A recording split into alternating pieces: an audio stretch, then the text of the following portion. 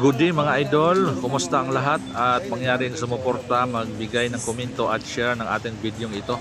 Mayroon na tayong bibigyan reaksyon itong mag-ama na napasugo dito sa mga tumatambay na mga estudyante din siguro to dahil sa allegedly na sinabi ng anak na binubuli daw siya.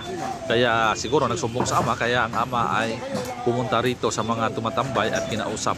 At habang kinakausap ng ama ay napipil siguro ng kanyang anak na nandyan ang kanyang tatay at kinakapihan siya, kaya naging mayabang. Tingnan nyo ang actuation, no? Ang galaw ng kanyang anak ay parang mayabang din at matapang, no? Nakikita nyo ang kanyang ugali na parang fresco din. Kaya siguro siyempre nadala na din siguro siya sa galit, baka binuli rin naman ng mga to.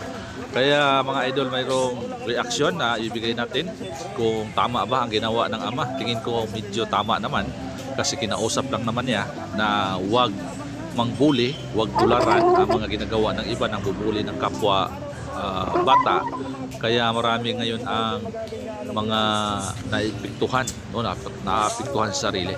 Kaya yung reaction ninyo tungkol dito mga idol, kung tama ba o mali ang ginawa ng tatay, tingin ko tama naman.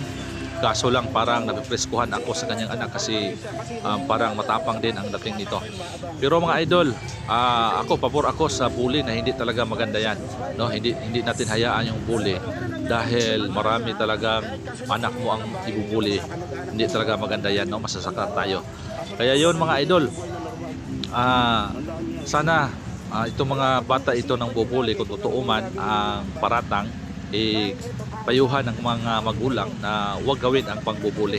Magbubuli kasi yan kapag mayroong mga barkada na kasama at marami sila, kaya magbubuli sila.